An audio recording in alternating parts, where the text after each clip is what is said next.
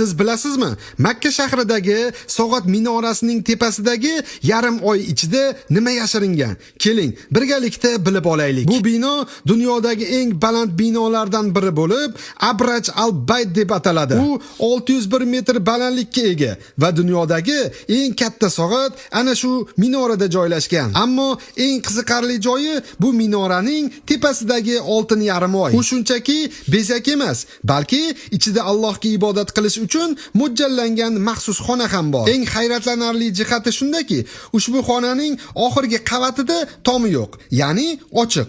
U yerdan esa Ka'baning yuqoridan tomosha qilish mumkin. Bu dunyodagi eng baland joyda joylashgan masjid deb aytish mumkin. Minoraning tashqi tomonidan 20 million LED yoritgichlar yoritadi va ularning nuri 20 kilometr uzoqlikdan ham ko'rinadi. Tungi paytda bu manzara go'yo yulduzlar osmondan yerga tushib kelayotganday ko'rinadi va bu nurlar musulmonlarga Allohning uyiga yo'l ko'rsatib turadi. Agar sizga mana shu ibodatxonasida bir kun ibodat qilish imkoniyati berilsa, nima deb so'ragan bo'lardingiz? Fikringizni kommentariyada yozib qoldiring. Bizni yo'qotib qo'ymaslik uchun like bosib, obuna bo'lishni unutmang.